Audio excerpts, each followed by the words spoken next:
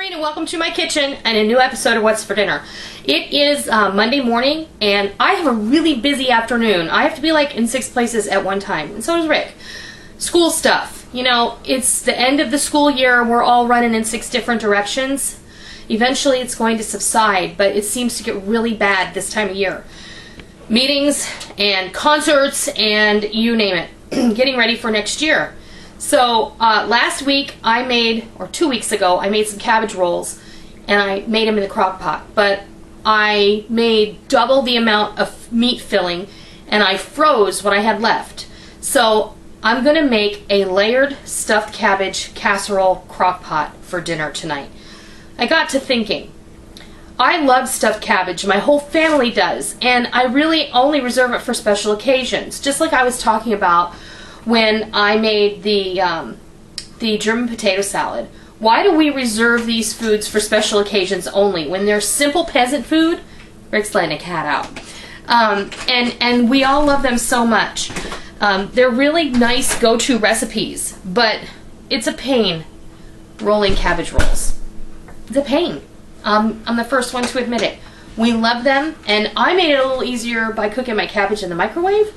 But I thought, why couldn't I just layer all of those ingredients in the crock pot, put the lid on it, and let it cook? So let's do that, and we're going to see how it turns out. So here we go. And there's Scotty. No. I have a cabbage that needs to be used. I bought it at the same time as I made the cabbage rolls, so it's been in my fridge for 2 weeks. I peeled off the outer layers. Don't fondle the cabbage. I peeled off all the outer layers until I reached some good looking cabbage, and this is going to be perfect. This is the amount of meat I had left. Just before you got here, I rolled these up into meatballs. I rolled it into, there are 35 meatballs here. So this is going to easily feed, depending, I think it's going to easily feed 6 to 8 people. Servings. They're already seasoned? They're already seasoned. I mixed this meat up all at one time with the tomato sauce, or tomato juice, rice, garlic powder, onion powder, salt, and pepper. That's all that's in there. So if you're doing, I don't have to, the dog's in now. We live in a zoo. Come on.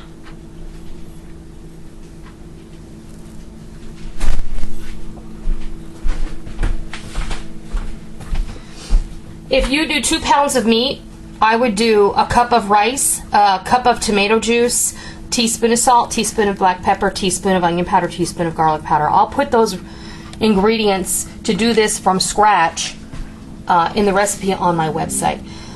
You can also refer to my regular stuffed cabbage tutorial, and I'll put a link on the screen and below to that.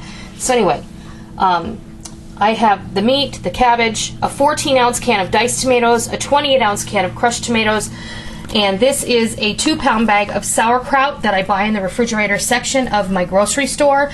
And this is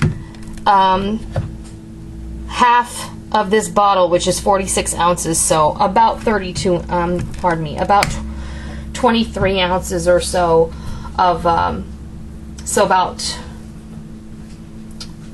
3 cups of tomato juice. We're going to see where we are with this, but what I'm going to do is I'm going to start by cutting this cabbage in half. I'm going to put some tomato juice in the bottom here, and I'm going to put some Would you shush? sauerkraut in the bottom, and some of the juice is good too, because that's all going to steam together. It's going to be delicious. Okay, we'll take some of these crushed tomatoes and just kind of sprinkle them in the bottom. And then we're going to take these cabbage pieces here. Are you going to give that to the turtle? I'm pretty sure I tried. I'll try again.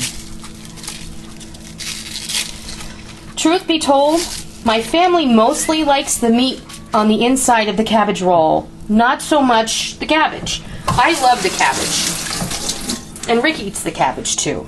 Let me cut more of this cabbage up here. I'm probably not going to use this whole head of cabbage. Let's get some of these meatballs in here. And this is all going to just cook together I am so sorry about my stupid, stupid cat. He is really irritating today. You want to be on camera? Huh? Is that your problem? Huh? Is that your problem? This is just a mess of a video today. I am so sorry. And I'm just putting these meatballs right on top of the cabbage. And like I said, this cabbage is going to cook down and it'll be in the bottom of the pie. So when you go to serve it, then some of it will be on top and some of it will be on the bottom. These meatballs are going to steam kind of and stew in this liquid, and they're going to be flavored even further apart from what you put in the meat. So they don't have to be pre-cooked? No, these don't have to be pre-cooked. These will cook inside. So then, let's get some sauerkraut again.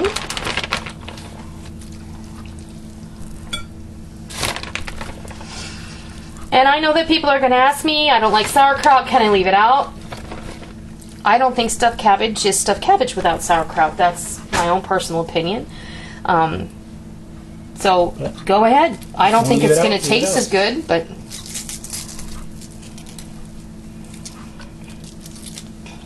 the sauerkraut really does lend a nice little note, hint of sour. I mean, it's not like brash sauerkraut when it gets cooked down in here, because after it stews with the tomatoes and everything else, it really is yummy.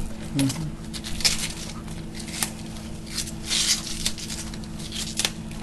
Okay, so the rest of the can of diced tomatoes, and let's pour over this can of crushed tomatoes.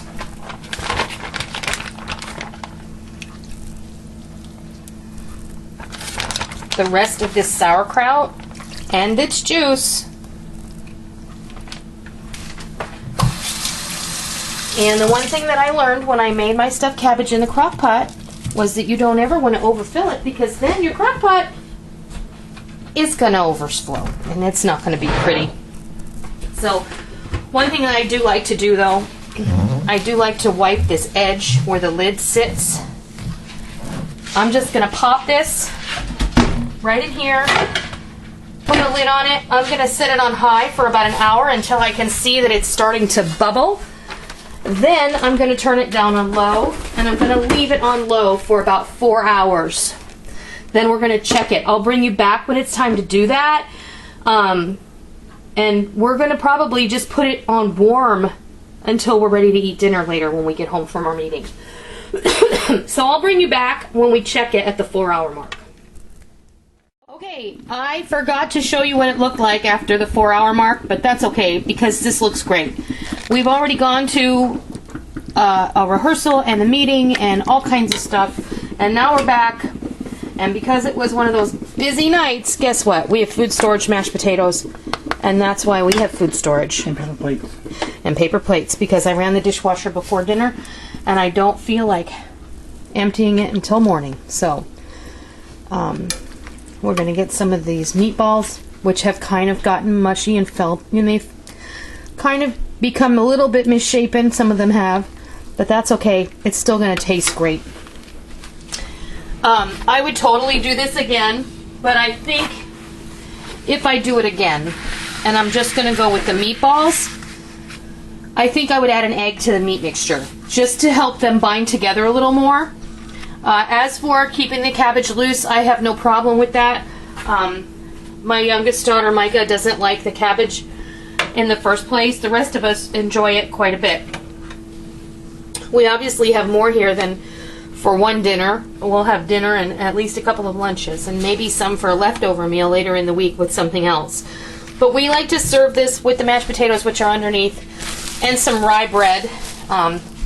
That's what we have tonight, is rye bread, because my bread, my mixer is busted, so there's no homemade rye bread. But in any case, that I think I'm going to call a success. It was really convenient. It's kind of like porcupine meatballs a little bit. but it's kind of like a deconstructed stuffed cabbage. And I like it. I think it's going to be great. You know, you're getting all those same flavors without having to stand over the steamed cabbage leaves and roll everything. Really, that's the hardest and longest part of making stuffed cabbage, which I enjoy and I enjoy making. But, you know, on a busy night when you've got some leftovers and you've got to plan ahead, this is a really good answer to that same, you know, family of flavors. So I hope that you'll consider this. If you have some leftover stuffed cabbage filling, you know, you just stick it in the freezer until you're ready to use it. My whole family really enjoys it, so it's not really a problem making it a couple weeks later. I hope you try it and I hope you love it. And I want to say thank you for joining me in my kitchen today. I'm going to put the recipe on my website so you can go over there and check it out. And that's www.noreenskitchen.com. And until next time, happy eating!